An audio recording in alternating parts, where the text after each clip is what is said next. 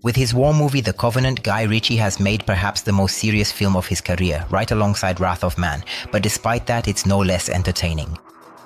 This war film, starring Jake Gyllenhaal, is practically a two-in-one war story, where things really kick into gear just when the viewer least expects it.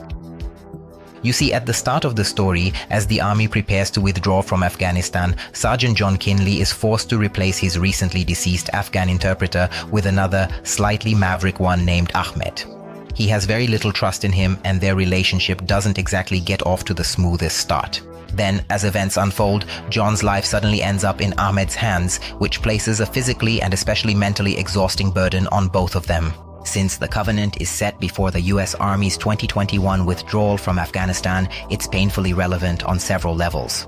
The distrust of Afghan interpreters who live under constant threat and end up on Taliban death lists, the isolation of soldiers in hostile territory, and the nerve-wracking, mechanical, and almost psychopathic nature of American bureaucracy, all of it creates moments of incredible nail-biting tension.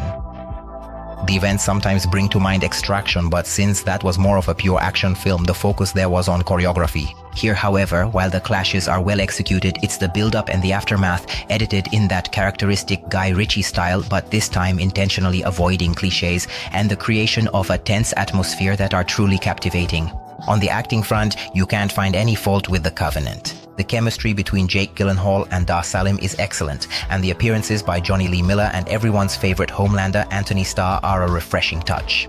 The Covenant could have been a classic. It evokes the best moments of The Hurt Locker and Lone Survivor, but it would have needed to break away from the stereotypical depiction of the Taliban and the Afghan people. Also, the film's ending is a bit too much of a popcorn flick, something that action-oriented viewers will be more forgiving of.